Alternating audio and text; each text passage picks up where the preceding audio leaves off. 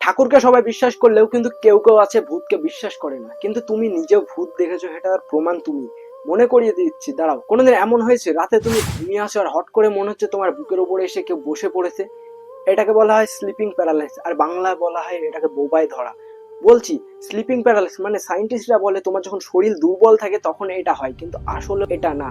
তোমার সাথে যদি এটা হয়ে থাকে তাহলে তুমি ভালোভাবে এটা জানবে যে যখন বোবাই ধরে তখন মনে হয় কোনো একটা কালো ছায়ামূর্তি তোমার বুকের উপরে এসে বসে পড়েছে, আর তুমি প্রচন্ড জোরে চিৎকার করার চেষ্টা করছো কিন্তু চিৎকার করতে পারছো না এবং নড়াচড়াও করতে পারছো না। এটাকেই বলে বোবাই ধরা।